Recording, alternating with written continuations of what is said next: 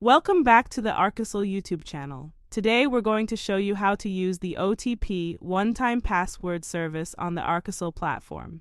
OTPs are a crucial tool for enhancing security and verifying users in various applications. It is single-use codes generated by Arkesel for authentication processes. With that said, let's get started. To start using Arkesel's OTP service, log into your Arkesel account. Once logged in, navigate to OTP on your dashboard. Here, if you already set up an OTP application, you'll find an overview of your top 5 recent OTP events carried out within your account.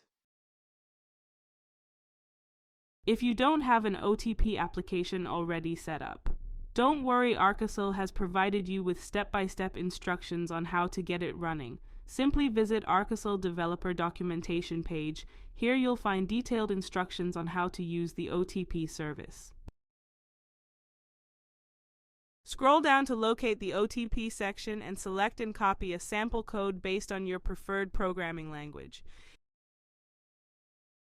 In the sample code, you're required to provide 4 key pieces of information: the message, the receiver's phone number, the sending ID, and your Arkesel account API key.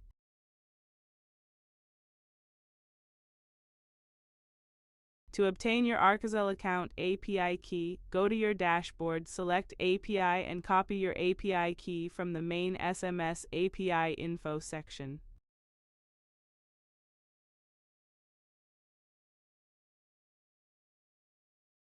After you've filled in the necessary information in your code, you're all set. You can now integrate Arkesel's OTP service into your application or website for secure user verification.